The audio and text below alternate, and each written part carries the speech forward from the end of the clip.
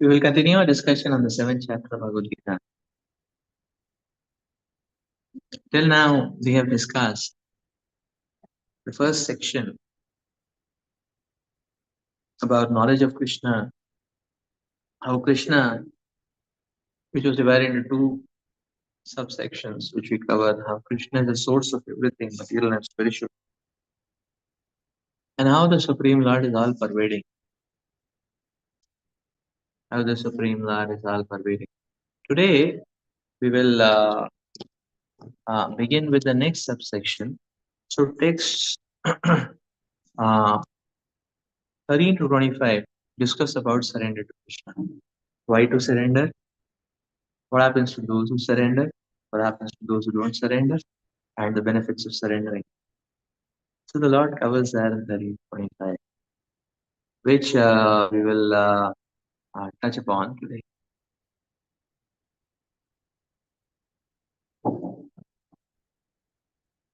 So let us start.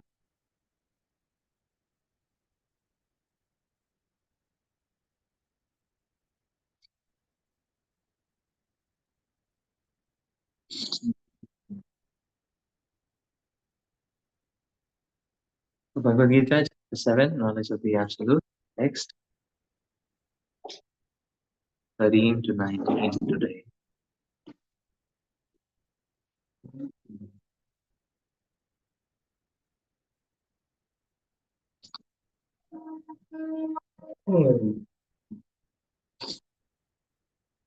Next 13. Vivirgunamayirbhavev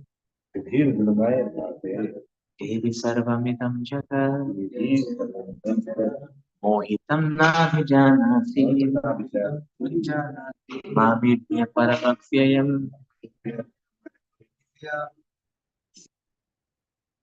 deluded by the three modes, goodness, passion, and ignorance. The whole world does not know me, who am above the moons and inexhaustible. But the whole world is enchanted by the three modes of material nature. Those who are bewildered by these three modes cannot understand that transcendental to this material nature is the Supreme Lord Krishna.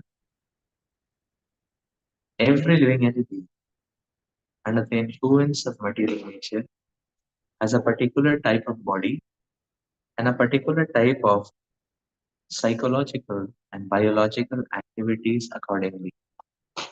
There are four classes of men functioning in the three material modes of nature.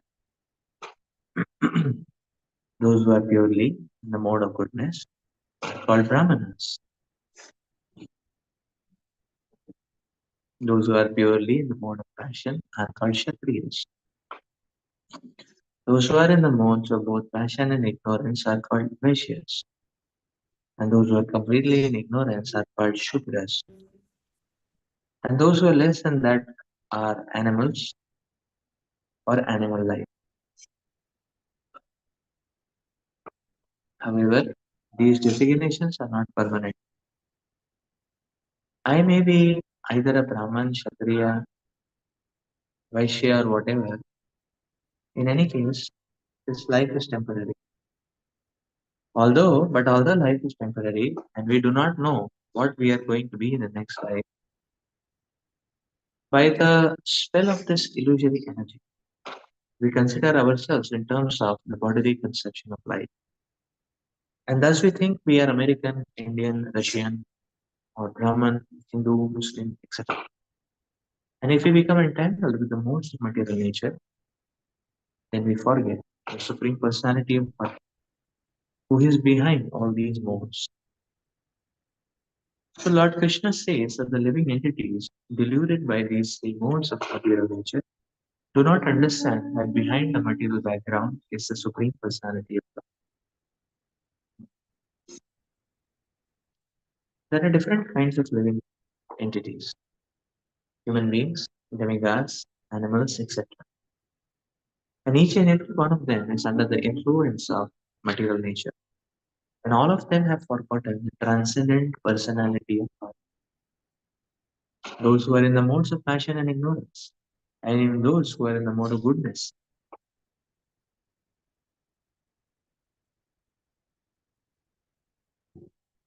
Cannot go beyond the impersonal Brahman conception of the Absolute. They are bewildered before the Supreme Lord in his personal feature, which possesses all beauty, opulence, knowledge, strength, fame, and renunciation.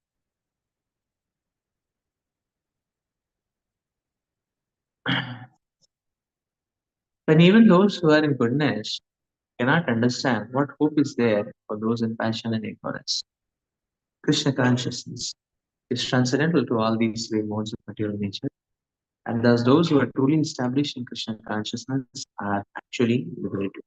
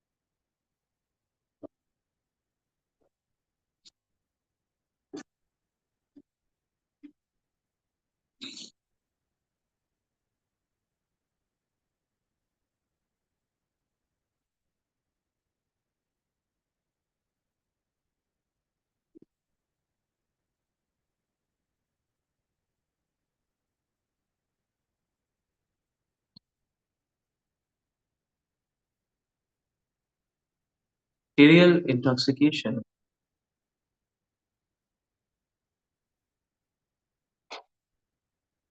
works in these three flavors of the three modes of material nature.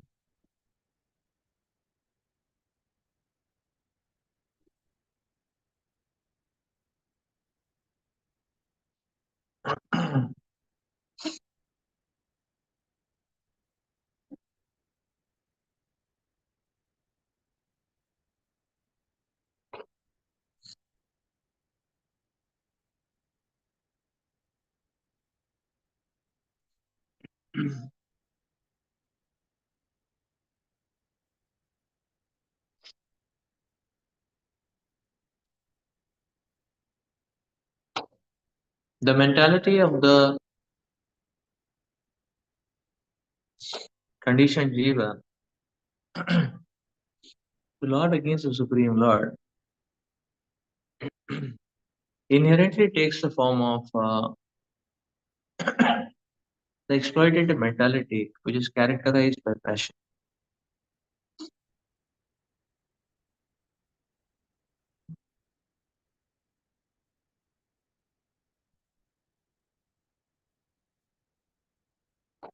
So the frenzy to meddle and lord over material nature goes into passion. This attempt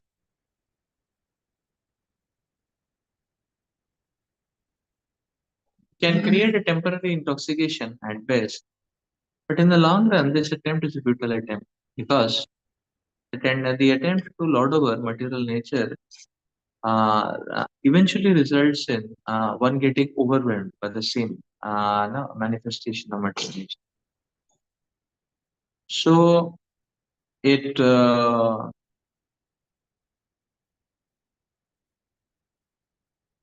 one may get overwhelmed. When this happens, the desperation increases.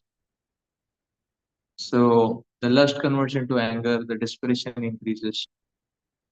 So that is how one lands up into uh, destructive mentality, which is the mode of ignorance. So therefore, passion integrated for a long time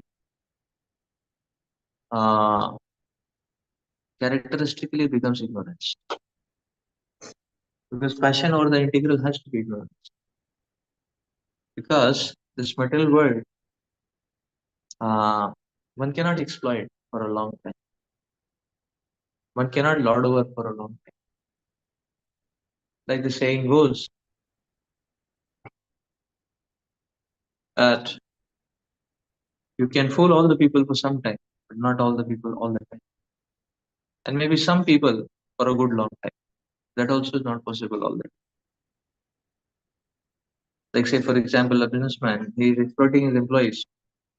One fine day, what will happen is that the employees, labor in the factory or something, they may just catch him on the road and beat him up. And he lands up in hospital for 3 months. So exploitation cannot go on for long.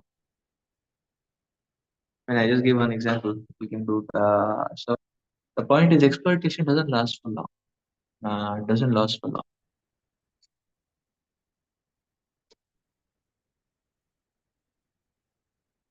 We see this in families also. Sometimes a husband may be very oppressive towards his wife, and this may go on for 10 years, 15 years. One fine day, she will take a shandy of that.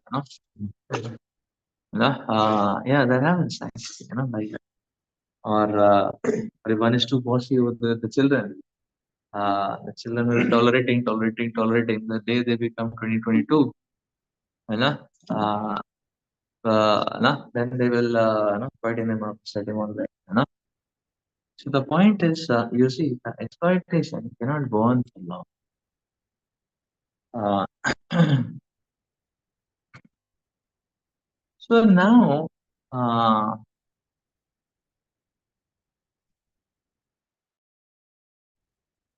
those people who have got some understanding, realization, some little bit knowledge has learned in their heads,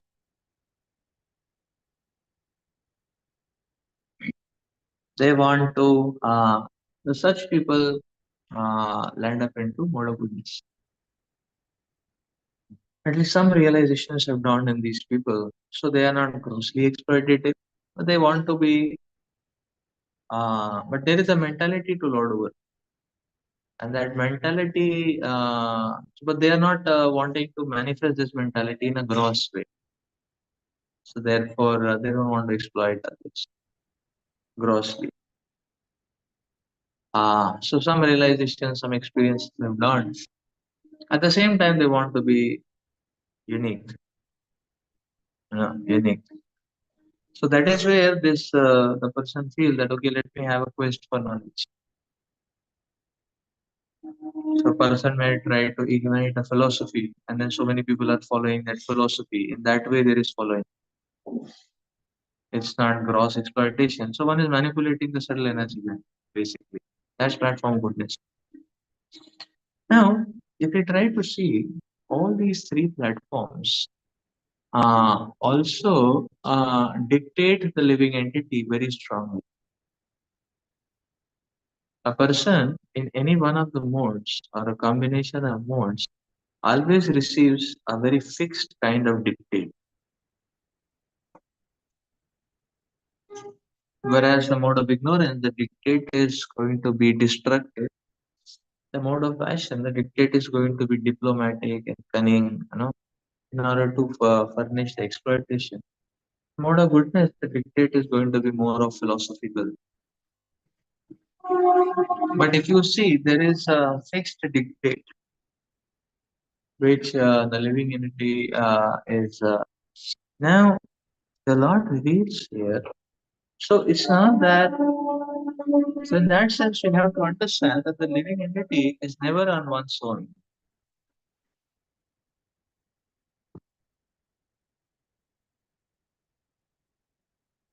Just like if you have to go from one place to another,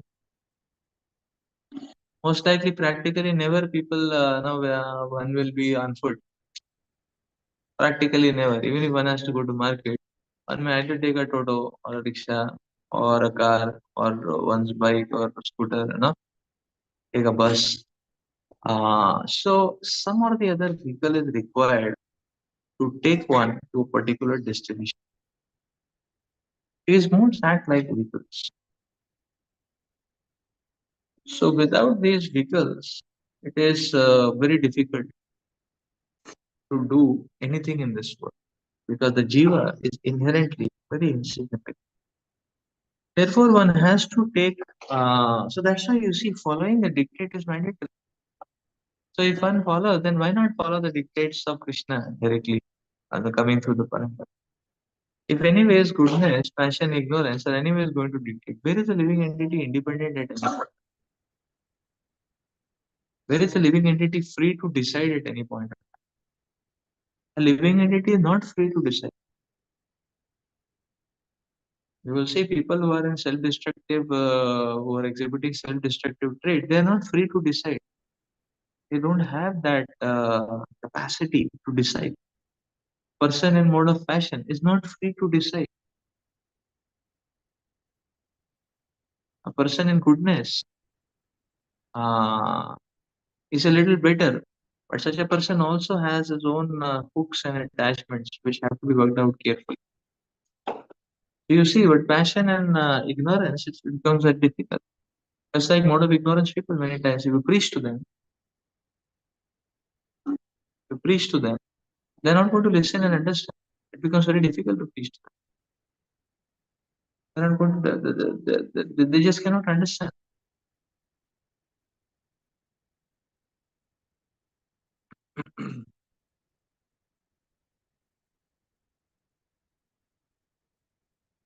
Just like in KGP, people have different mantras. We have seen. Some people feel if you don't drink and smoke, then you are not modern, you're outdated, you are aborigine tribe. Some people feel if you don't have girlfriend, your life is waste. Some people feel if you don't watch a movie, a day, then you are having animal life. Means there is no much, there's no life. You know what kind of a fellow you are, good for nothing. So some people feel like that. So we see different variations. Similarly, in company setups, we find many weird kind of people. They have very weird kind of mindsets. So such people, howsoever much you tell them, it is very difficult for them to understand.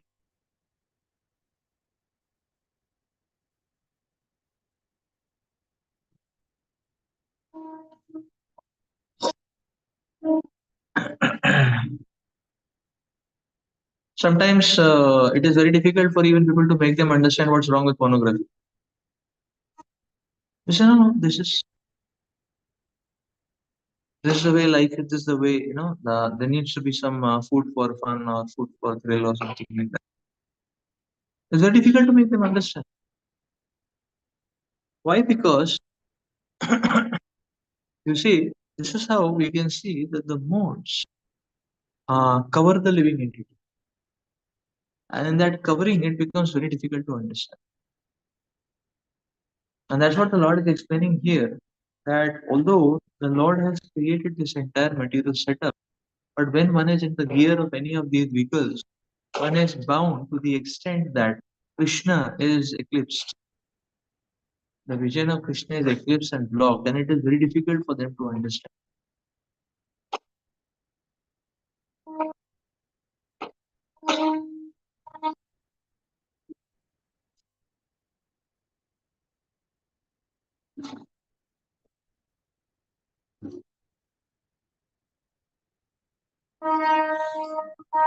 Because the vision gets so drastically blocked that a person is not able to understand. That's why, as devotees, we should have uh, uh, uh, we should have extremely gentle behavior because people just cannot understand. And on that, if we try to, like say for example, we go for book distribution, and now somebody doesn't take book, on top of it, that fellow is making basis, and while going, he passes a comment, sarcastic, like that. So it may be very difficult to take it up. But if you don't behave properly, there is no hope and scope for the other person. If you try to see, if you don't behave properly, there is actually no hope and scope for the other person. So only if they see gentle behavior, not time after time, again and again, slowly, something will start creeping in. Okay, seems that these people are good people. Seems that the weird thing they're doing maybe has some sense. Maybe let me check out sometime. That kind of feeling will slowly come.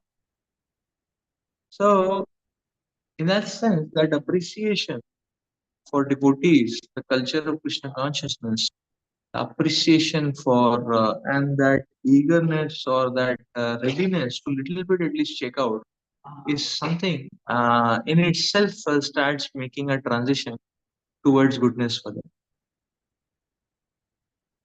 In itself starts making a transition. So,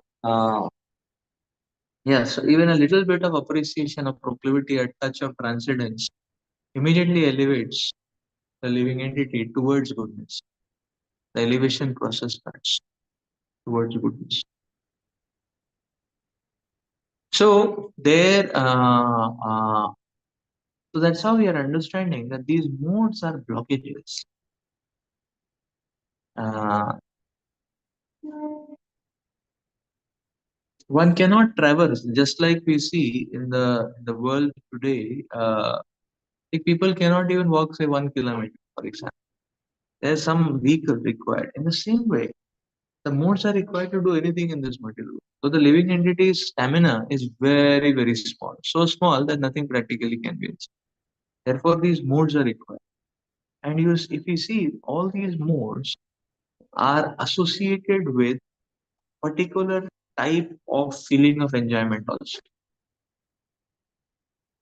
In the mode of ignorance, the feeling of enjoyment comes from what do you call that as uh, hmm?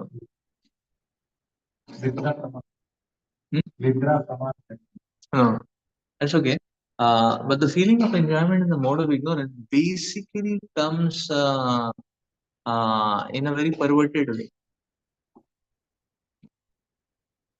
by destroying others, creating troubles from others, seeing the pain of others. That is the kind of enjoyment which comes. And it goes more intense. And if no others are much available in the hand's reach, then one tries to do the same thing on oneself. Having a kind of very perverted, devilish kind of enjoyment, incriminating pain on oneself and enjoying, incriminating pain on oneself and seeing the pain in the family members, and enjoying that. It's a very nasty and perverted kind of enjoyment. The sense of enjoyment is very nasty. In passion, the sense of enjoyment very much comes from excelling others, overpowering others. So it may be accompanied by by incriminating some harm and damage to others. That is there, but it is not that kind of very perverted and nasty. You know, like what Mrigari was doing, half killing and enjoying that scene. That's mode of ignorance, typical mode of ignorance. Some people are like that. No? So they want the incriminate typical mode of ignorance. That mode of passion is more of lording over. It is accompanied with damage, but it's more of lording over. That's mode of passion.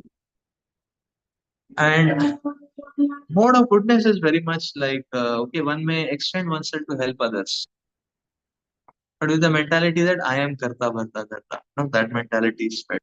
He's giving, and then he's thinking, I am the giver. No? So the sense of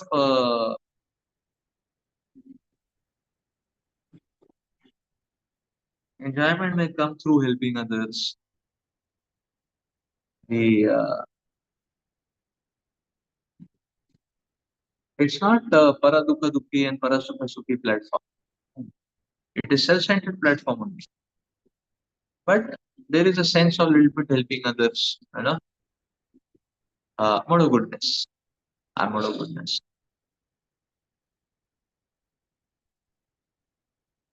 Or subtly manipulating others, through philosophy, through vision, so on. So each of these three modes are accompanied by their specific sense of enjoyment, and once one is in that groove, one only seeks enjoyment from that particular group. We can see. So therefore, we see just like when we are sitting in a vehicle, say one is sitting in a bus, it's not so easy to get out of it. One is sitting in a train, it's not so easy to get out of it. Once one is in it, unless the stop comes, one cannot get out. So in the same way, these modes create blockage. So even if one is interfacing Krishna, one is saying, okay, access to Krishna is there, but one is in a vehicle and it's not a stop. So one will not be able to catch it. It is, you see how the modes exercise a good amount of blockage and limitation. That's what the Lord is explaining. That is why surrendering to the modes cannot be the best idea. Surrendering is compulsory because without adopting a particular modality or vehicle, we just cannot do it. Either it is Krishna or it is these three.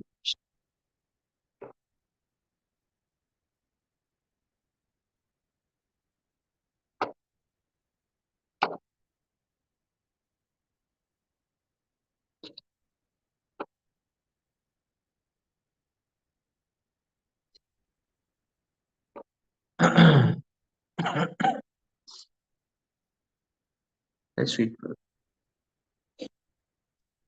Stopping without surrendering. Stopping without yeah. The modes will pull us, drag us astray. One has to actually give up these modes. Like somebody is in a bus and this person wants to stop, no, there's some emergency. So one may bang, or yell or shout, no, I want to get down, get down, get down, get down. Then after some time, after some distance, that fellow will stop. One has to walk back a little, do some little more tapasya. That is how we are able to change modes. Otherwise, very difficult. That is how we have to get out of the modes. 7:14. Daivihi esha gunamai. Mama maya sudatyaya. Mameva ye prapadyante. Mayameta tarantite. Oh, this divine energy of mind, consisting of three modes of nature, is difficult to compare. But those who have surrendered unto me can easily cross beyond it. The Supreme Personality of Godhead has innumerable energies. All these energies are divine, although the living entities are part of his energies and are therefore divine. Due to contact with the material energy,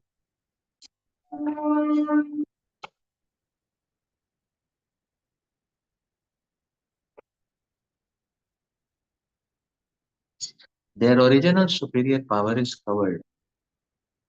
Being thus covered by the material energy, one cannot possibly overcome its influence. As previously stated, both the material and spiritual natures, being emanations from the Supreme Personality of Godhead, are eternal. The living entity belongs to the eternal, superior nature of the Lord. But due to contamination by the inferior nature of matter, their illusion is also eternal. The conditioned soul is therefore called Nitya Bandha, eternally conditioned. No one can trace out the history of his being conditioned at a certain date in the material history. Consequently, his release from the clutches of the material nature is very difficult, even though that material nature is an inferior energy, because material energy is ultimately conducted by the Supreme Will, which the living entity cannot overcome.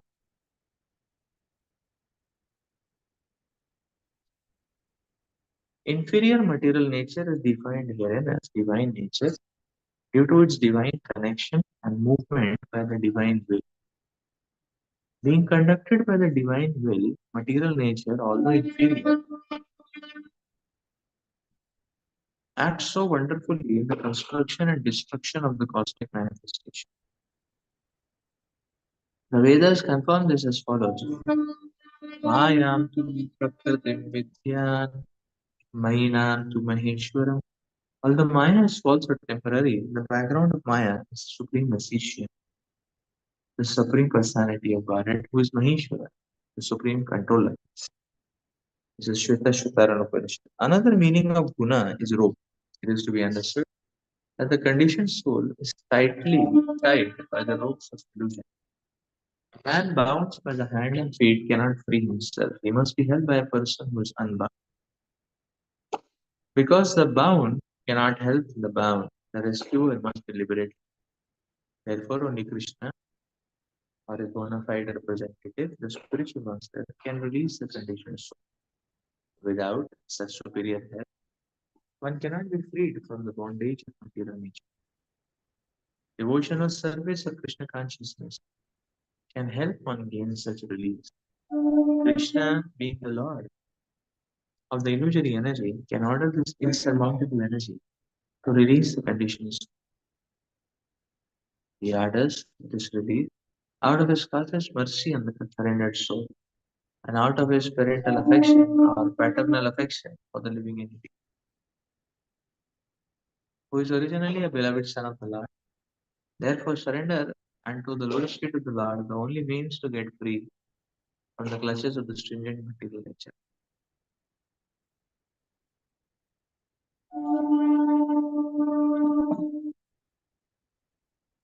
The words Mam Eva are also significant. Mama means unto Krishna, Vishnu only, and not Brahma or Shiva. Although Brahma and Shiva are greatly elevated and are almost on the level of Vishnu, it is not possible for such incarnations of Rajoguna and Tamoguna to release the conditioned soul from the clutches of Maya. In other words, both Brahma and Shiva are also under the influence of Maya. Only Vishnu is the master of Maya. Therefore, he alone can give release to the conditioned soul. The Vedas, Shita Shukara Upanishad confirms this in the phrase, Tam eva viditva. Freedom is possible only by understanding Krishna. Even Lord Shiva affirms that liberation can be achieved only by the mercy of Vishnu. Lord Shiva says, Bhakti pradata sarvesha Vishnu revana samshaya. There is no doubt that Vishnu is the deliverer of liberation for everyone.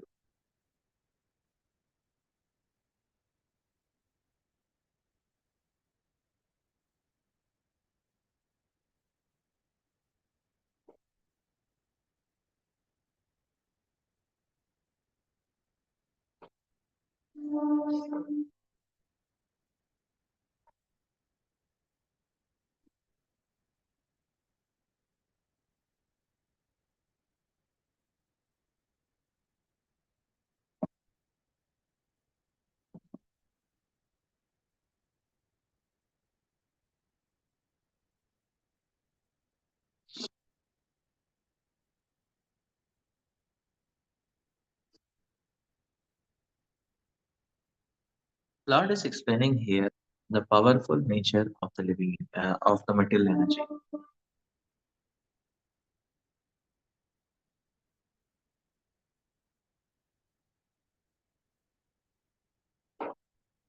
Material energy is very, very powerful, and therefore, material energy is very expert in binding the living entity more and more.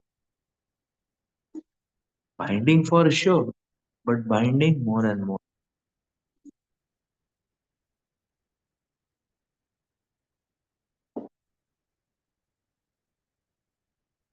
How does that work out? We can say that actually these modes are so arranged that slowly, or you can say that continuously, everyone is dragged to the most tight binding, or you can say everyone is dragged towards more and more bound situation.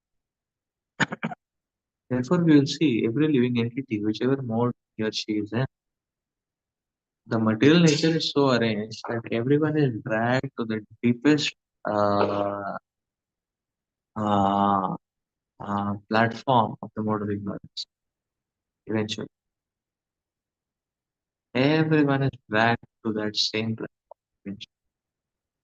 One may say, how is it possible? It's possible. That is how the mechanism of mental energy is working.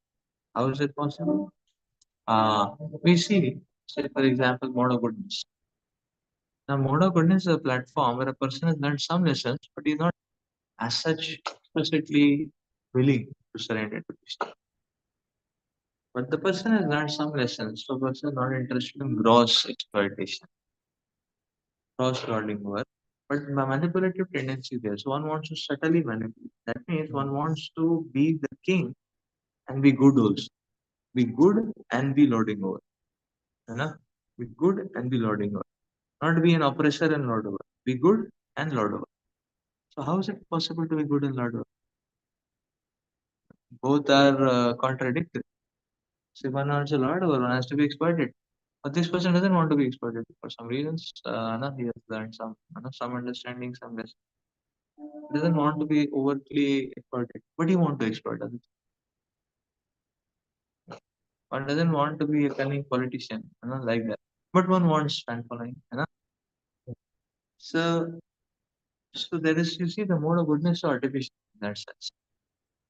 So therefore, one is subtly manipulating philosophy,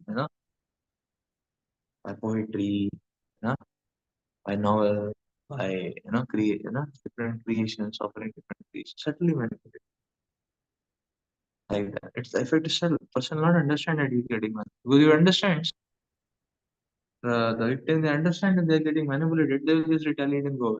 This is not. Like you say, a goat are standing in a line. The goat understands that she is going to be butchered. Her number is 4. She'll run away. But she doesn't have any understanding. In case of human being, they have understanding, but they get bewildered. So this person, so they're thinking, no, I'm not following anyone. I'm not following. That's how every person thinking. But certainly they are getting manipulated and they are being made to follow, even without they are explicitly accepting that they are following.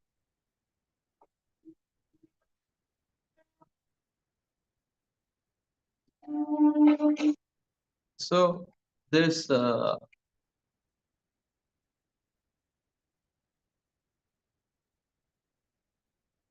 mode of goodness is actually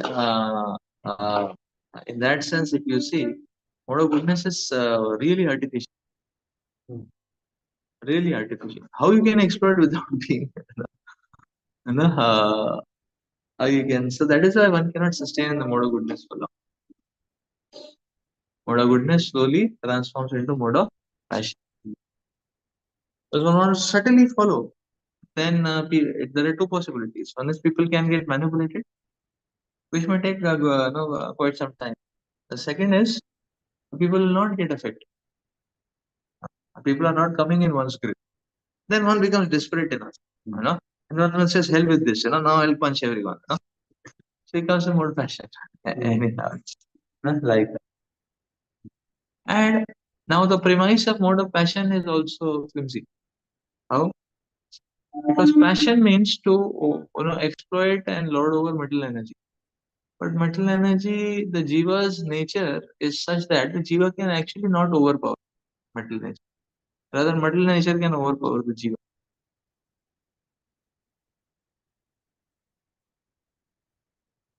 Now, the Lord is saying, although the jiva is more powerful than the material energy, but material energy is vast, and therefore the jiva gets overwhelmed.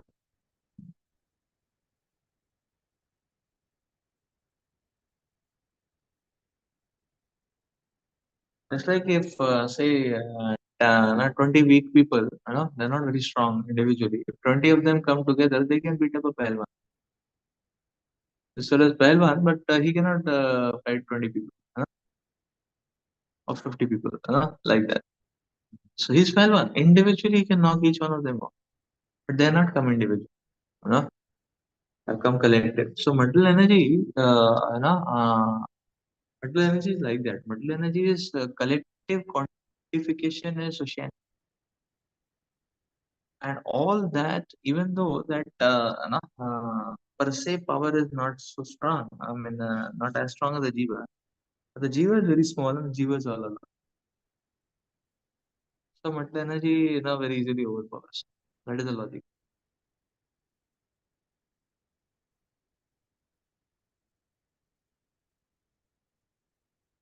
That's all the material energy very easily. But then it is said here that Devi is Mama. So now it is being said here that one can, the saving grace can be only taking shelter of the Supreme.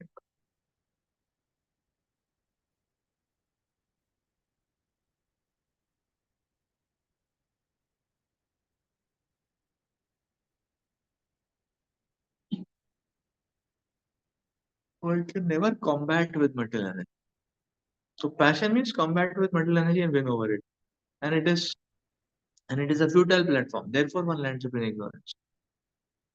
If you see, so that way, the modes are so designed that ultimately everyone is just sleeping in the mode of ignorance like that, and that is why ignorance perpetuates living entity's bondage, and that's what Prabhupada is saying. These people are Nitya Baddha.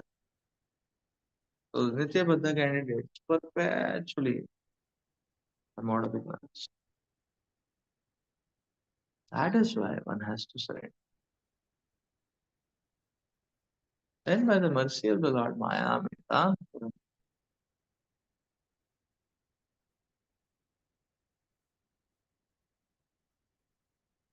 one can be liberated from the clutches of Maya.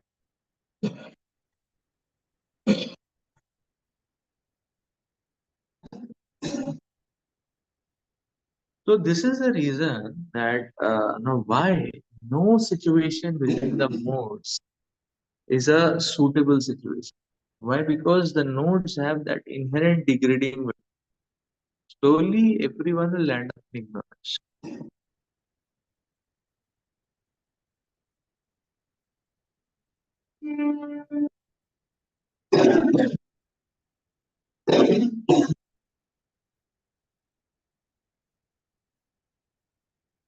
As we-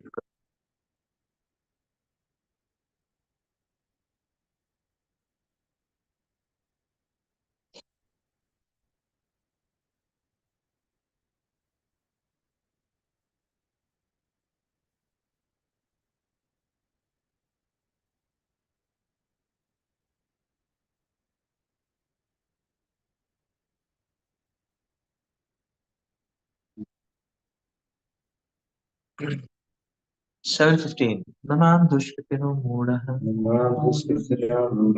padyante naradama maya paritagyana asarim bhavamashitaha. Those miscreants who are grossly foolish, who are the lowest among mankind, whose knowledge is stolen by illusion, and who partake of the atheistic nature of demons, do not surrender unto me.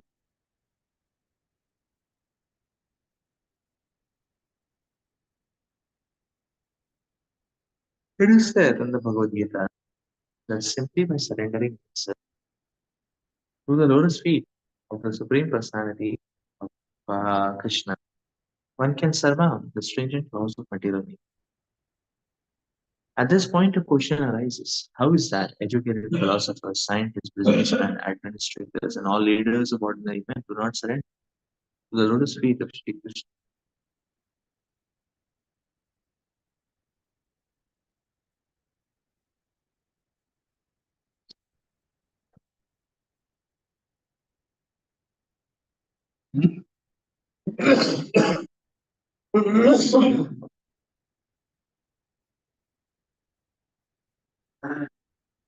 Mukti or liberation from the laws of material nature is sought by the leaders of mankind in different ways and with great plans and perseverance for a great many years as well.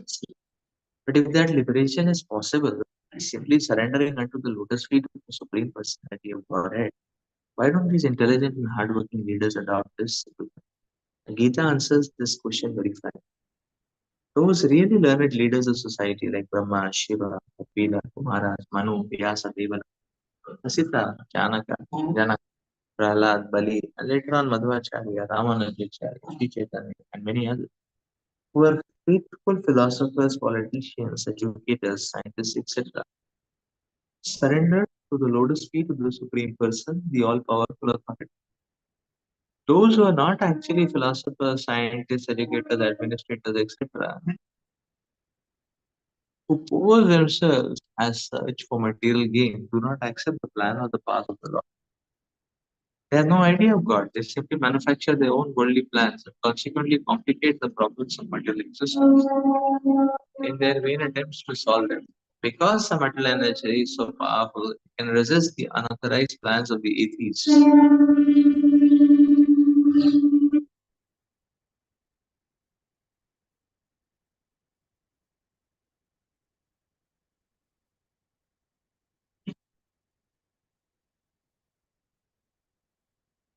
and baffle the knowledge of the planning commissions. The atheistic plan makers described herein by the word Tushkatinaha.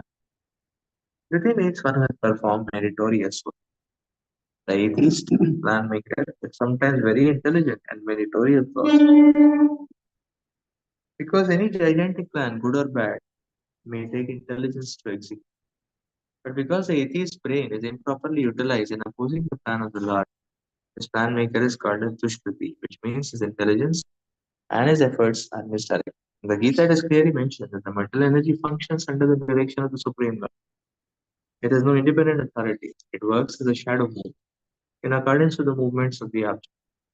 But still, mental energy is very powerful, and the atheist, due to his godless temperament, cannot know how it works, nor can he know the plan of the Supreme Lord. Under illusion and the modes of passion and ignorance, all his plans are baffled, as in the case of Hiranyakashipu and Ravana, whose plans were smashed to dust, although they were both materially learned as scientists, philosophers, administrators, educators. These Dushkatina, his clients, are of four different patterns as outlined. Mudas. Grossly foolish, like hardworking, beasts of burden. They want to enjoy the fruits of labor by themselves and do not want to take to part with them from the Supreme, and do not want to part with them for the Supreme. A typical example of beast of burden is the ass. This humble beast is made to work very hard for his master. The ass does not really know for whom he works so hard day and night. He remains satisfied by filling his stomach with a bundle of grass, sleeping for a while under fear of being beaten by his master, and satisfying his sex appetite at the risk of being repeatedly kicked by the other.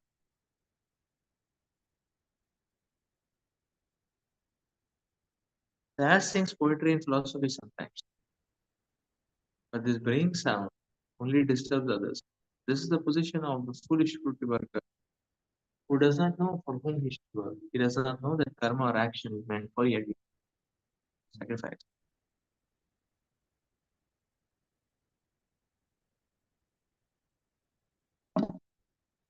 Most often, those who work very hard day and night to clear the burden of self-created duty say that they have no time to hear of the immortality of the living. To such mudas, material gains, which are destructible, are lives all in all.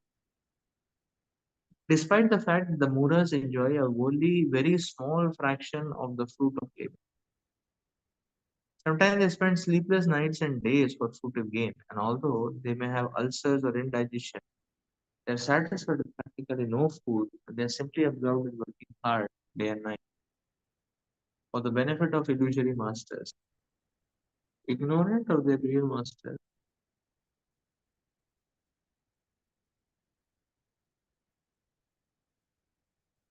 the foolish workers waste their valuable time serving Mammon. Unfortunately, they never surrender to the Supreme Master of all. Nor do they take time to hear of him from the proper sources. The swine who eat the night soil do not care to accept sweetmeats made of sugar and ghee.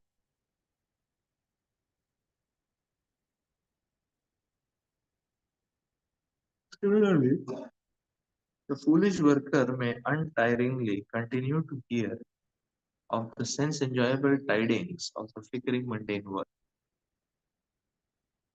but will have very little time to hear about the eternal living force that moves the material world.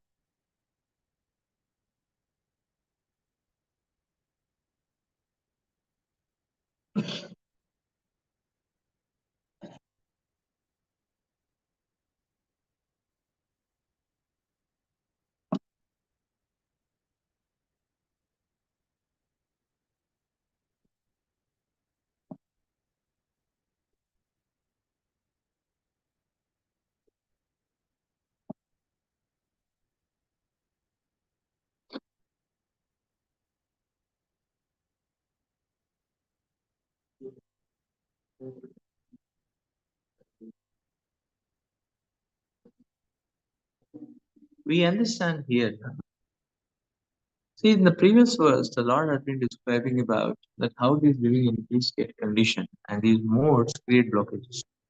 These modes, now the Lord is describing that people who are into these modes, uh, what types of mentalities are actually blocking them from Krishna.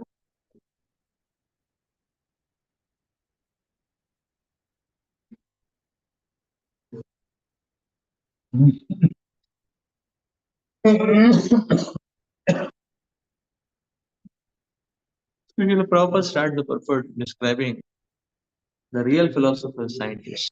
They surrender to Krishna. They take shelter of Krishna.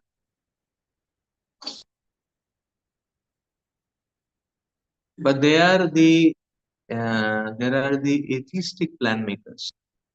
And these atheistic plan makers, they don't want to surrender. So, so such atheistic plan makers, Prabhupada is saying that the material energy reserves the right of not being of actually not being exposed, but rather smashing their endeavors or baffling their mindsets. The atheistic plan makers, their mindsets are baffled by the material.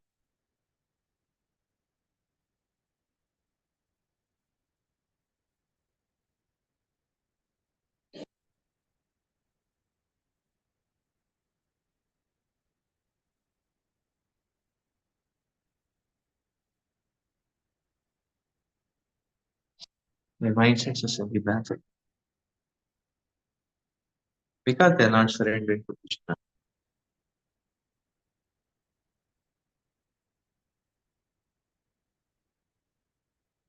So, what mentality leads to this kind of an unfortunate predicament? Those mentalities are being described. The Lord is describing four types of people, don't you? The first one is Muda, for foolish. Why foolish? Because they want to work very hard. Now it's okay if they're working very hard. What's wrong with that?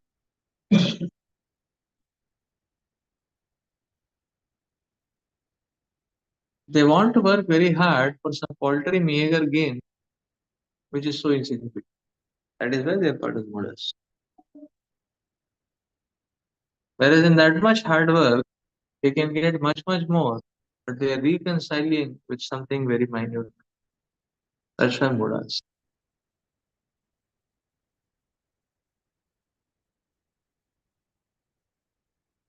Like person doing sense gratification, person attached to sense gratification is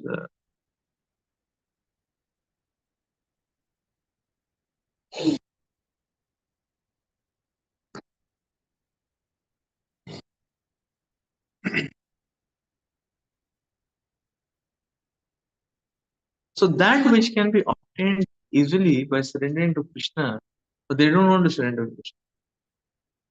That's why they call us foolish.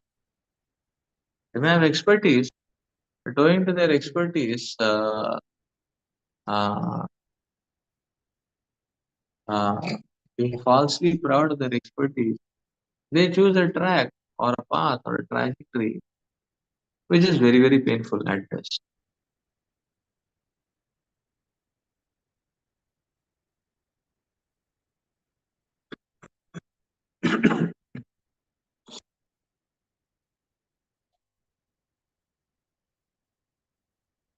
So this Muda mentality is actually coming from, as Prabhupada explains in teachings of Queen Kunti, why living entities don't surrender to Krishna. Because not because of ignorance, because ignorance can be cured easily. Ignorance can be cured easily. It's not ignorance, it's stubbornness. So that stubbornness brings that Muda mentality. That no, I am going to do it myself.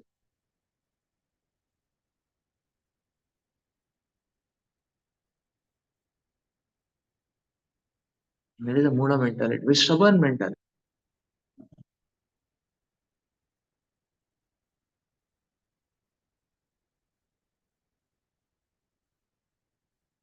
That is very foolish.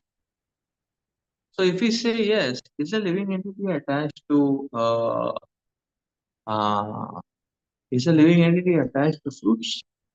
Is a living entity attached to objects of sense gratification? Actually, no. The living entity is attached to fanning and feeding one's own policy. That is the actual attack.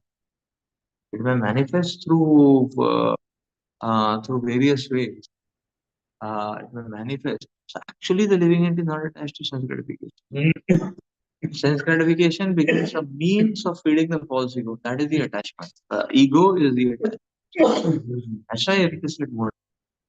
Because even if one says, okay, let's have sense gratification. Even once says sense gratification, Krishna consciousness can offer the highest kind of sense gratification.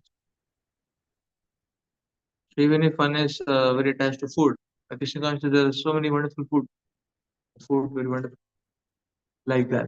Now, the person is not exactly attached to food. If one wants to say, okay, uh, a lot of luxurious building, you know? But the temples are the most luxurious building.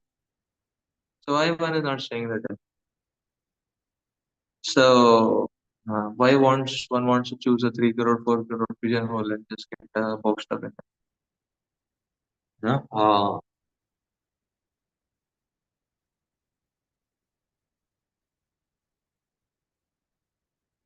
So so you see, the living entity is not using the intelligence because intelligence says if you want enjoyment, the best enjoyment is available in the culture of the temple culture, Krishna conscious culture. But the Muda, the foolish, will still continue their own track, even though they are not getting much even materially. That is the point. Like Prabhupada say, no, the neighbors in the manner they are envious of us. That you have everything, you have cars, you have everything. Prabhupada said, okay, if you have everything, you can join us. You will also have everything. It's very simple. Life is not very difficult. Prabhupada said very simple. If you see that, if you understand and if you are realizing that we have everything, and very easily we are getting everything, we're not working hard also, why don't you join us? Because if you see that it's a free picnic, and a lifelong picnic, then why don't you join? Why don't you join? If it is pleasurable, if it is not much hard work, and if it is a lot of results, then you can join us. Baba said, no, no, no, that they want. So what is this? This is what is Muda, foolish. What a fool. What a fool. So the living entity not interested in Krishna directly, living entity interested in sense gratification. But Krishna is offering sense gratification also very nice and lasting sense gratification. Still the living entity is not taking it. It's called as Muda. Sometimes it happens in a class that the professor teaching very nicely, students are not interested. They are not much paying heed. Then 1 week before the exam, poor fellow, the professor what he does, he said, okay, we'll have revision and question answer discussion, or some practice in this week. Syllabus already over. So now what happens is that in that week, the professor is planning to give to release the question paper almost 70%, in terms of what questions he's giving, in terms of what section he's giving. So he'll practically release the whole question paper. So that any Tom, Dick, Harry, Gary, Larry not studied much also can get an A grade. But students, what they do? They say, okay, course over or revision or discussion, just some extra practice. They don't go only. है what do you call such a person? Muda, what a fool, So the goal of the student is to get marks only. And the aim is to get marks, and that also with least endeavor. The aim is same. Professor is helping in that objective. That okay, you can get marks in least endeavor. Now I'm going to tell you exactly what is going to come in the paper. You just you don't have to read the whole book, whole chapter. I'm just telling you specific this is most important. And this only because he has only made the paper, like that. So the professor giving the least endeavor, most maximum result. But this fellow will not take it. This fellow thinks no. Revision, course over, ठीक है. So I'll not go. It doesn't go only. So this called as Muda. And to achieve the same result, this fellow will now the whole thing you cannot prepare. Anyways, 1 week one cannot prepare the whole thing. So one will try one's own imaginative algorithm. Maybe I can prepare this, I can prepare that, this, that. A little bit one will do, but that will be suboptimal. The most optimum package the prompt was anyways given. Mudha. Very foolish. Very foolish. So that is why the point I would tell you, living entity is not attached to objects of gratification. Greatest attachment is to false ego. My way. That is the greatest attachment. The Muda is such a person. Cool. So even if one wants to materially enjoy, one should follow Krishna consciousness. That's the best process. Why one can be so foolish?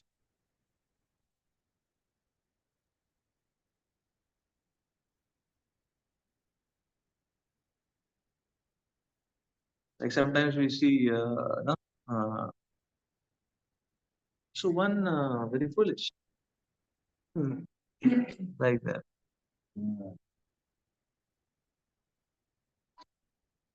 Yes. Is it because people comes to Krishna consciousness and they surrender and they will false ego? Yeah, so false ego is cured, na? False ego is not fed in Krishna consciousness. But people want to preserve their false ego. Even though it is painful. The Lord is saying, Arey, false ego is like a cancer, it will kill you. Listen, no, my body. How can I? No. Arey, that tumor has to be removed, operation has to be done. No, no, my body. How can I? No? It's a part of my body. It's very dear to me. Arey, what dear to you? It is cancer. So I said, no, cancer, no problem. Whatever it is my body.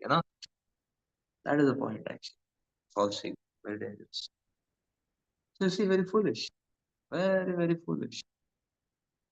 Very, very foolish. Very, very foolish. Extremely foolish.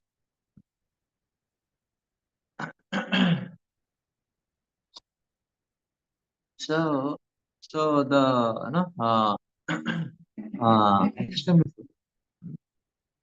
So let's read further.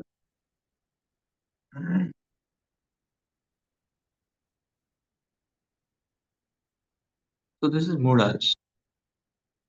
So the next class of Dushkriti, the Naradama, lowest among the mankind. Now, Nara means human being, Adama means the lowest. Out of the 84 lakh different species of living entities, 4 lakh human beings, 412. Out of these, there are numerous lower forms of human life that are mostly uncivilized. Human beings, yeah, so in human life also there are uncivilized, most of them. The civilized human beings are those who have regulative principles of social, political, religious life. So those who are socially and politically developed and who have no religious principles must be considered naradhama. Nor is religion without God religion. Because the purpose of following religious principles is to know. So nor is religion without God called religion, or is because purpose is to know the supreme truth and the man's relation with him. In Gita, the personality of God, it clearly stated there is no authority above him. He is the supreme truth. The civilized form of human life is made for man's reviving the lost consciousness of his eternal relation with the supreme truth. The personality of God is Sri Krishna, who is all powerful. Whoever loses his chance is classified as a Naradama. We get information from revealed scriptures that when the baby is in the mother's womb, an extremely unfortunate situation, he prays to God for deliverance and promises to worship him as soon as he gets up. To pray to God when he is in difficulty is natural instinct in every living entity because he is eternally related with God. But after his deliverance, the child forgets the difficulties of birth and forgets his deliverer also, being influenced by Maya.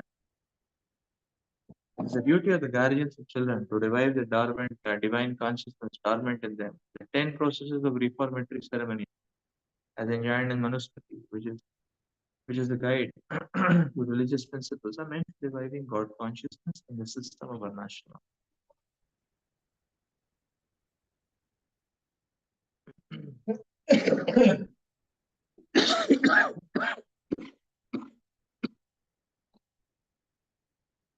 However, no process is strictly followed now in any part of the world. And therefore, 99% of the population is Naradma. And the whole population becomes Naradama. Naturally, their so-called education is made null and void by the all-powerful energy of physical nature.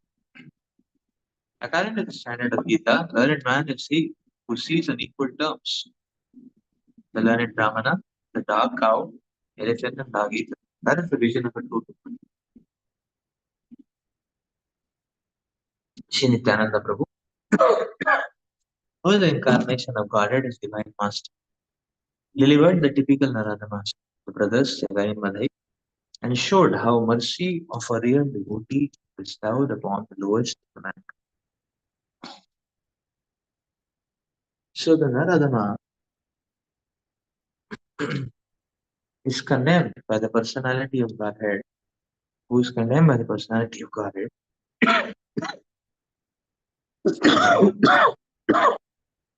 and again revived in spiritual consciousness only by the mercy of the devotee. The Chaitanya Mahaprabhu in propagating the Bhagavad Dharma are the activities of the devotees is recommended that people submissively hear the message of the Supreme Personality. The essence of this message is Bhagavad Gita. The lowest among human beings can be delivered by this submissive process only.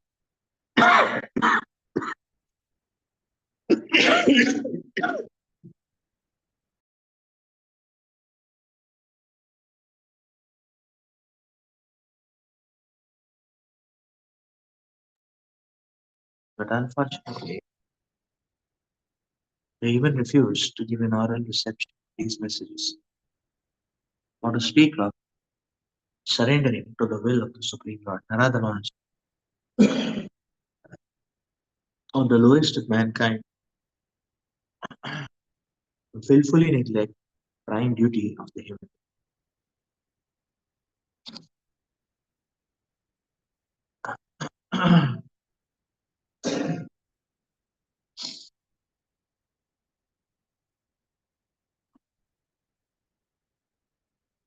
So Srila Prabhupada explains practically 99% of the people are Narada Maharaj, lowest.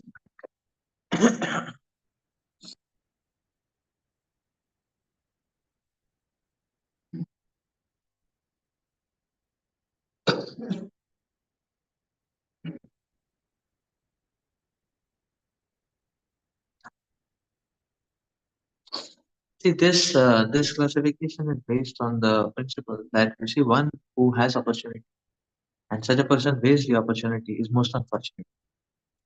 Such a person is worse than those who don't have opportunity. That's what Prabhupada is saying. There's so many living entities, even in the whole like human beings are uncivilized. Among the civilized, the highest are those who are following some principles of political and social order and all so on. But if they are following principles of political and social order, why can't they follow the principles of religion? They can. They're developed. They have capacity. But willfully they don't. That is why they're the lowest.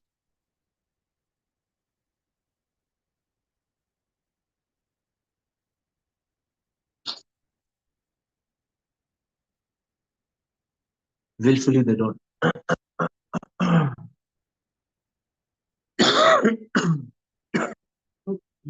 This classification is not like usually exclusive, right? They're not Christians or is it like Mohas, they are also everyone.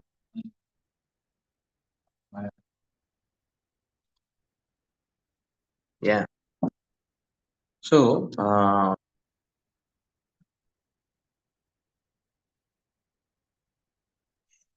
there are different flavors of it.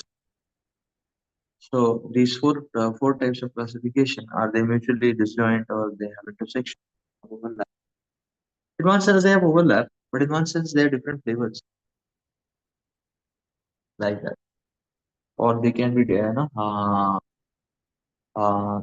another sense they are different flavors of it.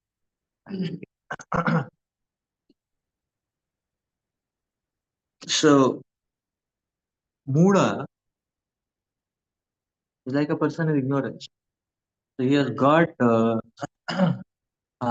he has got no, Muda is a person in ignorance. So you can say person is in ignorance and he wanted sense gratification and he landed up paying a very heavy price. If Krishna consciousness, one can get the same thing in a lower price. Muda. That's what we say, Muda. Like if somebody has come to KDP, he sees immediately, he just walks on the street and he sees one flat is there, he takes that flat on right. But that is double the cost. So he never tried out other options, or he never tried out a little more Muda like that. Naradama is one step degree higher. So what is the degree higher? That a person is not just ignorant. Hey, he didn't knew that Krishna consciousness also enjoyment. One didn't knew that Krishna consciousness also one can one can have facility, luxury, money, everything, and didn't knew that the Buddha. The one ended up paying so much price for it. But Naradama is vicious. That's why lowest of man. Naradama is able to understand that his modalities are problematic. Still he doesn't. He says, no, no, no, no. Still, what I have right now, I'm not getting the best results out here. But that proposal I don't want to accept Krishna consciously. Why? Because I am going to churn out much more enjoyment than Krishna consciousness can. So Naradama, so he's trying to squeeze out uh, imaginative enjoyment. And then he's saying, I will prove that my enjoyment on my track is will be much more than Krishna consciousness. This is Naradama act. Willful and vicious.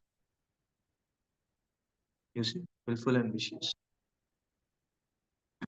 That's why it's called the lowest of mankind. So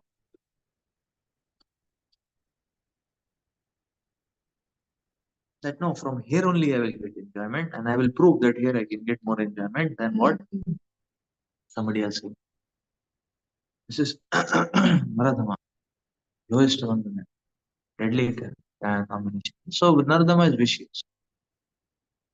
It's not just a case of ignorance. Muda is a case of ignorance. These two burdens work very, very hard. We can give knowledge, he may get enlightened. Naradama not so easily get it. Only by mercy of devotee. And that's what Prabhupada is calling Lord Nityananda Prabhu. Such a Naradama has to submissively hear more and more and more. Then slowly, slowly, slowly he'll come on track. Arey. To do a mistake, blatant mistake is foolish.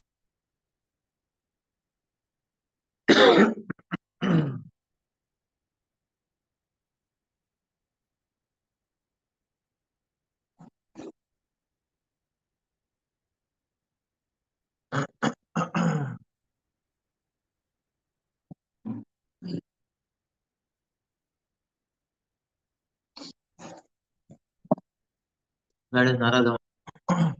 Yes, so that is explaining here. These are the four categories of these actually. uh, do they fall under the four varnas? Yeah. Now,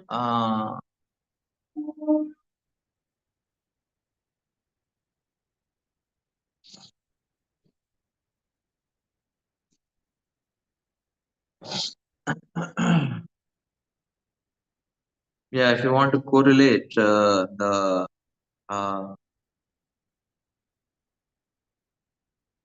four varnas, you may not be able to exactly correlate the four varnas with these four different types of atheists because varnas, you see, varnas are basically tapping the state which a person is in and seeing that how such a person can be held. No, varna is a positive staircase. Okay, one is at this level of consciousness. So how one can work so that one can elevate and then connect to transcendence. That is varna. So exactly, one may one cannot say. Like say for example, Aswarim Bhavam Ashritaha, which varna it comes, it doesn't fall into any. Aswarim Bhavam Ashrita does not fall into any varna. Something can be said about others. Like say for example, the Shudras may fall under Muda category. Yeah, they don't have much brain substance. No, they fall under Muda category. the uh, the Brahmanas who are misguided, they may fall under Maya Parityagyana category. So some little bit one can say, but exact correlation one cannot say. uh, Kshatriyas and Vaishyas may fall under no, Naradama category because viciously they will be attached. Like something like that. But Asarim Bhava Mashid, I don't think it falls in any category because it was. Huh? Yeah, but you cannot say it may be Brahma Rakshasa. Asarim Bhava Mashita can be anybody. So somehow, that's a different like that. So some little bit one may say that okay, this Varna people because they have that particular mode, they may land up probably land up into this kind of atheistic mentality. But then, especially this Asari Mahamashita, anybody can be like that. This is outright. Nothing can work out with such a person. So such a person is completely gone case. Like Jigyasu is completely best case. No, the the completely worst case is the Asari Mahamashita.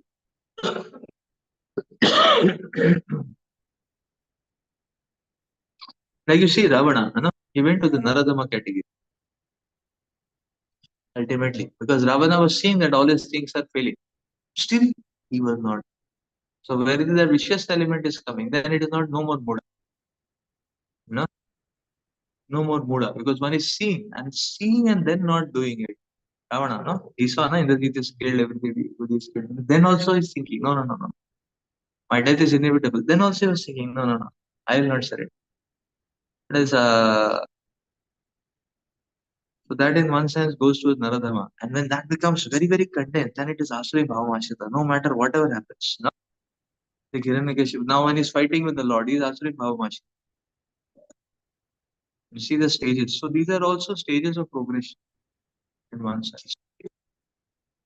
Of atheistic mentality. The highest and the topmost action of it is Asuri Bhavamashita. All the demons, Ravana, Hiranyakashipu seeing Narsimhadev, just by a roar of Narsimhadev, he is frightened. No? He is palpitating. Still, he is not giving it. Asuri Bhavamashita. He is gone beyond. So Maya Paritagyan, those persons whose erudite knowledge has been nullified by the influence of the illusory mental energy. They are mostly very learned fellows. See, Maya Paritagyana. The Brahmanas may be likely to fall in this trap. Great philosophers, poets, literary, scientists, etc. But the illusory energy misguides them, therefore they disobey the Supreme God. There are a number of Maya Paritagyana at the present moment, even among the scholars of the Gita. In the Gita, in plain and simple language, it is said Shri Krishna is the Supreme Personality. There is none equal to or greater than him. He is mentioned as the father of Brahma, the original father of all human beings. In fact, Shri Krishna said that he is not only the father of Brahma, but also the father of all species of life. He is the root of the impersonal Brahman and Paramatma. The super soul in every entity is his plenary portion. He is the fountainhead of everything, and everyone is advised to surrender to his lotus.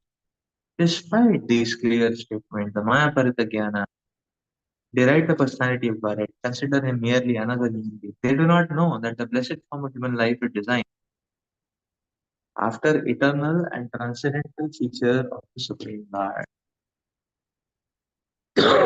So these unauthorized interpretations of Gita by the class of Maya Paritagyana outside the purview of the Parampara system are so many stumbling blocks on the path of spiritual understanding.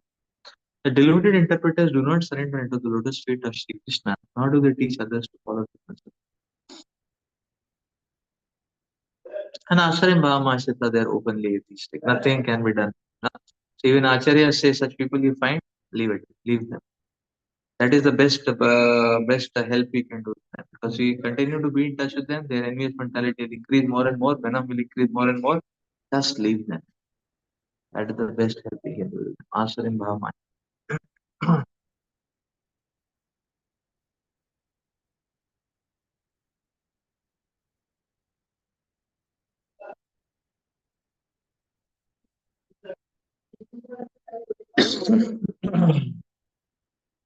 So, Maya Paritagyana. So people may be very intelligent, but their intelligence can be stolen. Uh, their intelligence can be stolen. So you may say, okay, Muda is one track. Muda is one track by which people fall into hardcore gratification. Maya Paritagyana is another track. Or may say, okay, why the intelligent? Why the people mode of goodness they don't? Because Maya Paritagyana is the problem. So it's just like so sometimes you see there are many people, like say for example, there were these uh,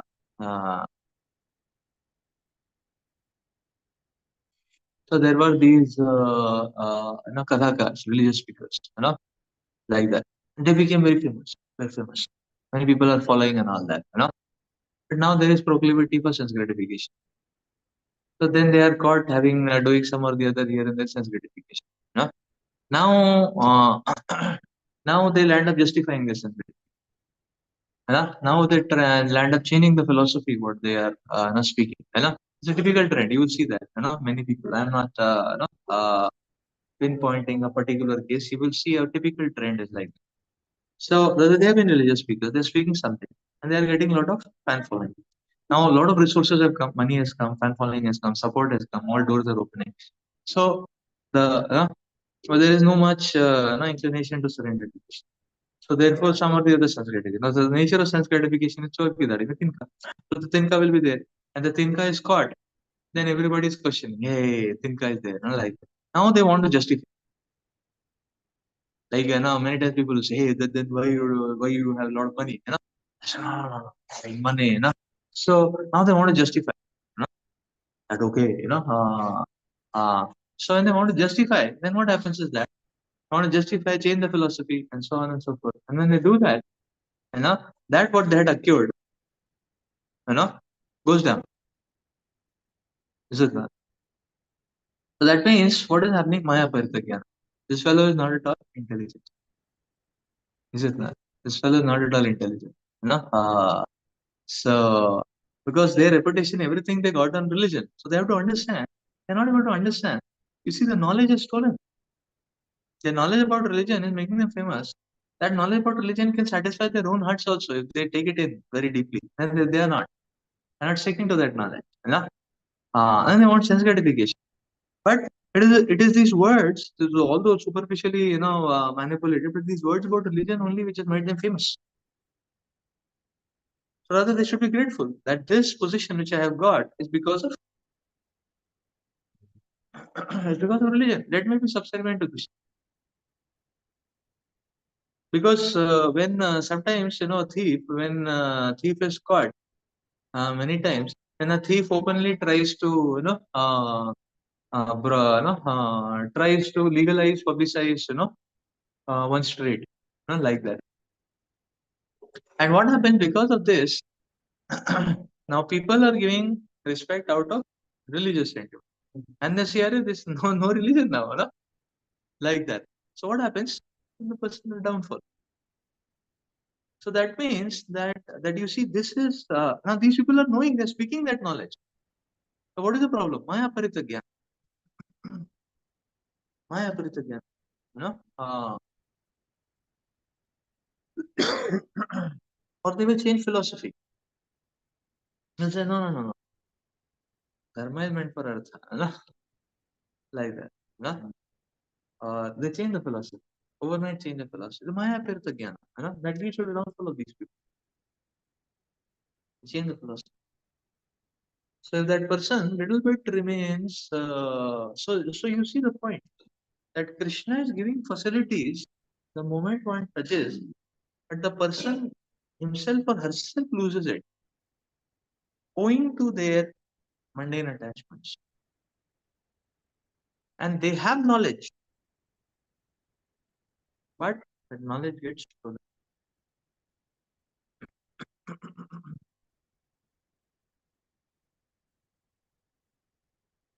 Many times motivational speakers also end up in these kind of problems.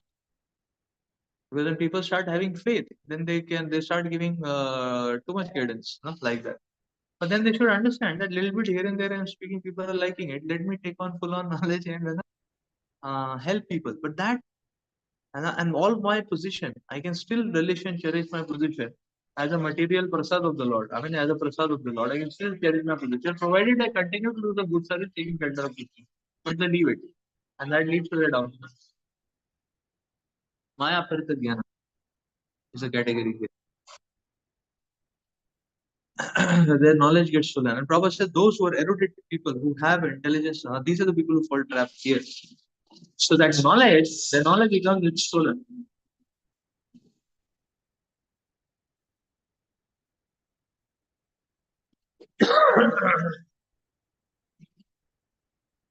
The knowledge becomes stolen, not like that.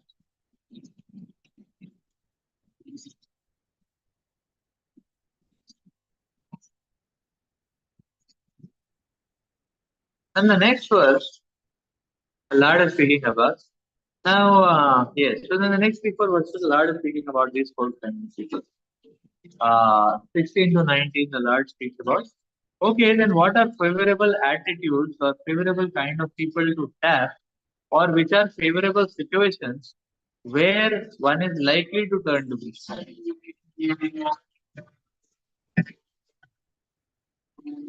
Or at what stage of my life can I really grasp on to Krishna consciousness? We can see here. Chaturvida bhajante ma jana sukritinorjana आत्मजिज्ञासुरार्थार्थे ज्ञाने च भरतार्थभा. Best of the Brahmanas, four kinds of pious men begin to render devotional service unto me. The distressed, the desirer of wealth, the inquisitive, and he who is searching for knowledge of the absolute. So, unlike the miscreants, these are adherents of the regulative principles of the scriptures. So, they are called Sukritinar, or those who obey the rules and regulations of scriptures, the moral and social laws, and are more or less devoted to the Supreme Lord. Out of these four classes of men, those who are sometimes distressed, those who are in need of money, those who are sometimes inquisitive, and those who are sometimes searching after knowledge of the absolute truth. These persons come to the Supreme Lord for devotional service under different conditions. They are not pure devotees because they have some aspiration to fulfill in exchange for devotional service. Pure devotional service is without aspiration, without desire for material profit. Bhakti Rasamrita defines pure devotion as Anyabhilashita Shunya Jnana Karmadina Anukulyena Krishnanu Bhakti Uttama. One should render transcendental loving service to the Supreme Lord Krishna favorably and without desire for material profit or gain. through fruitive activities or philosophical speculation. That is called pure devotion or service.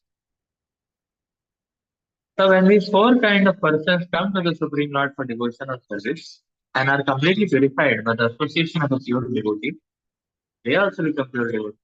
As far as the miscreants are concerned, for them devotional service is very difficult because their lives are selfish, irregular, and without spiritual goals. But even some of them, by chance, when they come in contact with a pure devotee, also become pure devotees. Those who are always busy with fruitive activities come to the Lord in material distress, and at that time associate with pure devotees and become in their distress devotees of the Lord. Those who are simply frustrated also come sometimes to associate with the pure devotees and become inquisitive to know about the Lord. Similarly, when dry philosophers are frustrated in every field of knowledge, they sometimes want to learn about God. They come to the Supreme Lord to render devotional service and thus transcend the knowledge of the impersonal Brahman and the localized Paramatma and come to the personal conception of Godhead by the grace of the Supreme Lord or His pure devotee.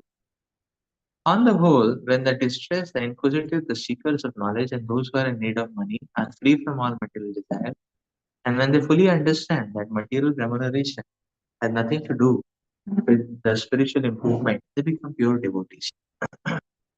As long as such a purified stage is not attained, devotees in transcendental service to the Lord are tainted with fruitive activities, the search for mundane knowledge, etc.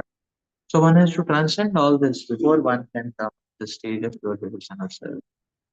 The Prabhupada is saying that, okay, those who are philosophers and they are frustrated with every dry field of knowledge, they turn to Krishna. These are Jnani basically.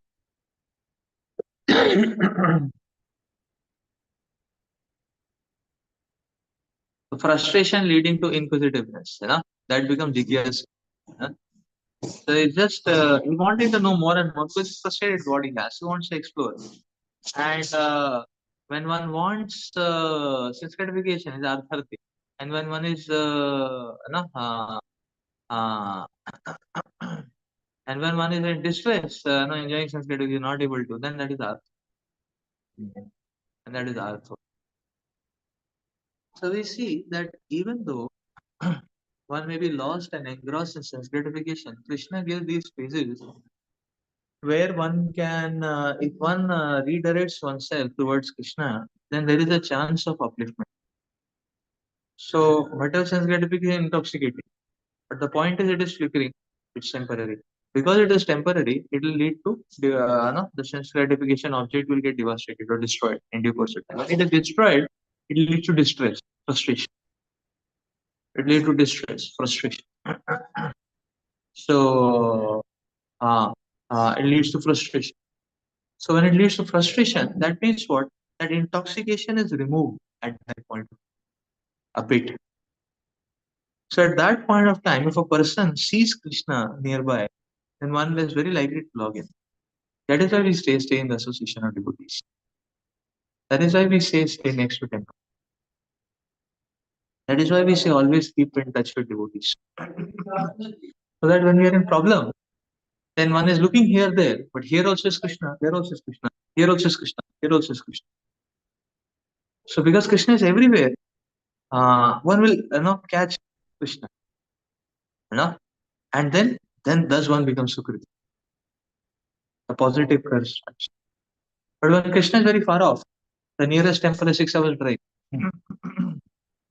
No? So when one is very far off, the nearest temple is 6 hours drive, like that, the nearest devotee, one is not called for 8 years, you know, like that, no. The last yatra was in fifth year, 10 years have passed now, like that, So then one will come in distress. But because one has made so much distance, one will, the support is not in the hands reach. Then one will say, okay, maybe let me call up a counselor. Maybe I can talk to my boss. Or he seems to be more enthusiastic, better than me. In position. Let me discuss with somebody nearby. Because when we are in problem, we cannot stretch too much. We cannot do too much tapasya. You know? When one is in problem, one cannot do too much tapasya. Immediately something near one may grab. You know? Too much one cannot do. One fall. So that is why you see, as a devotees, we have to surround ourselves. That's why we have to situate ourselves in association. Very strong association of devotees. Very strong temple community. So that when we are in problem, Artho, immediately in hands reaches devotee. You know? Sometimes one is so desperate, one feels that okay, with anybody I can share. But if one is surrounded oneself with devotee, that anybody will be a devotee, proper devotee. So one will get, it will come to one's good benefit. Artho.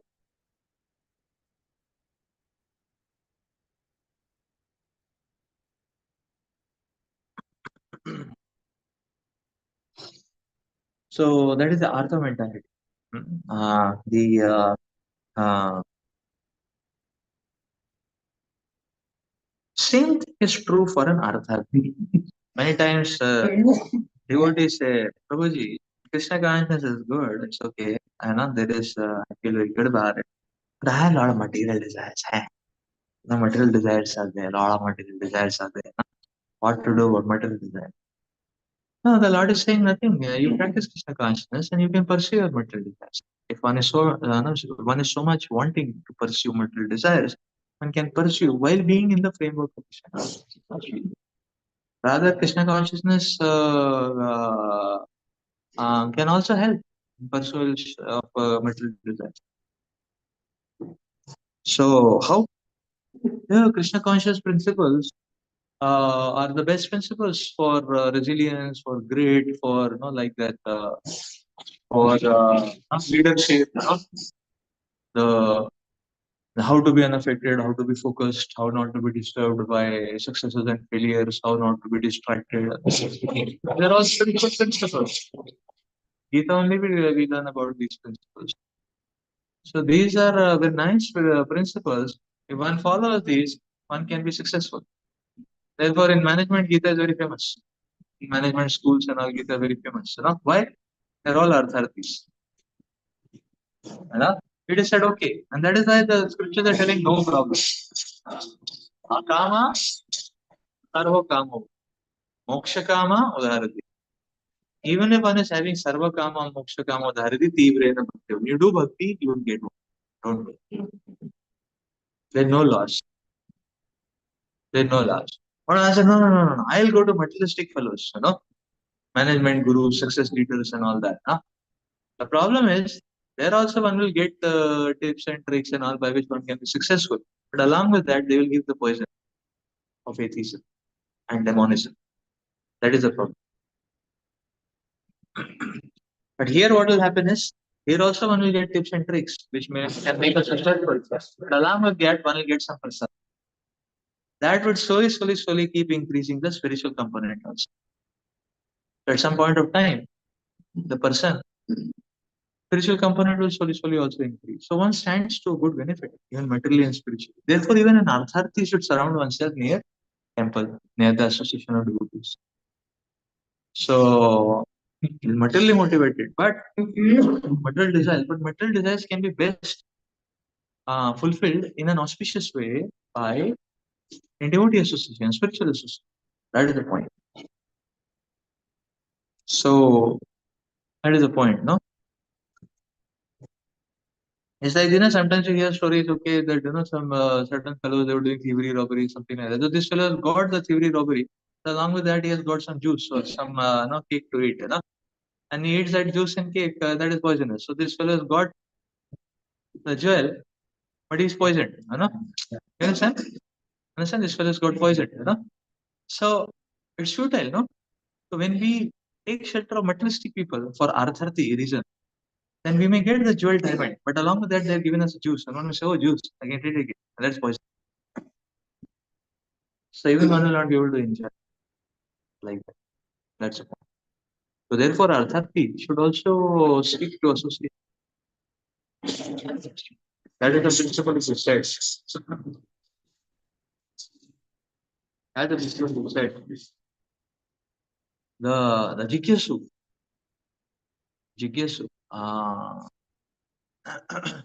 So Jigyasu talks about an open-hearted mentality basically.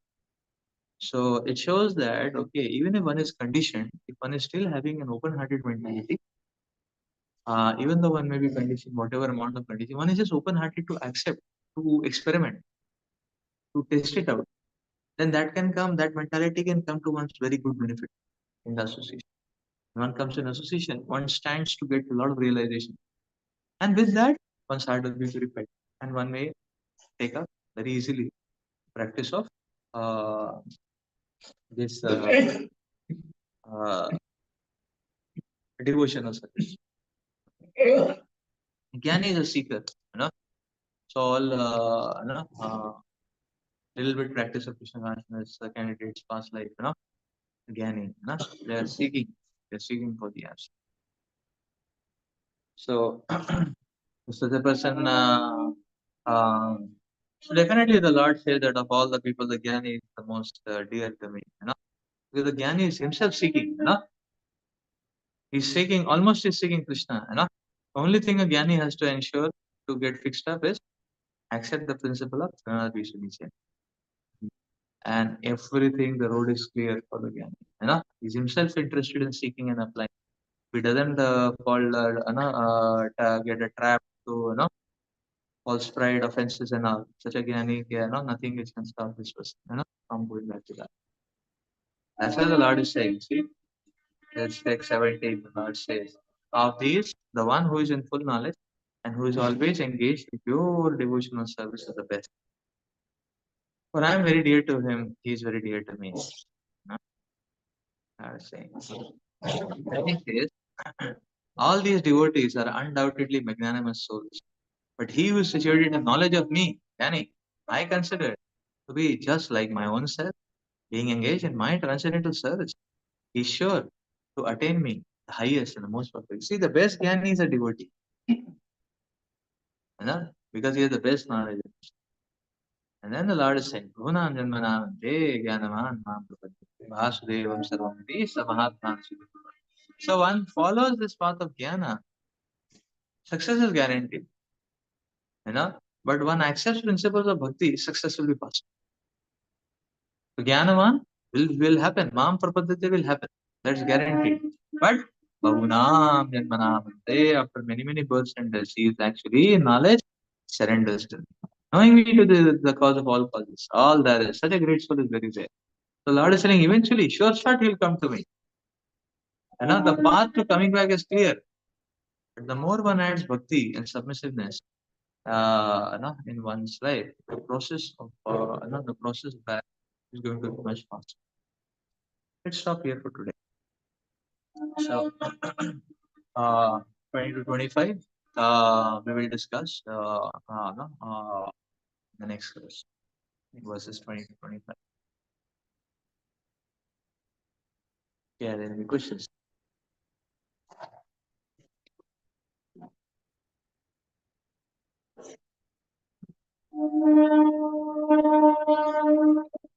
Fine, so let's stop here for today. Granth Raj Bhagavad Gita ki, Jai Shri Prabhupada ki.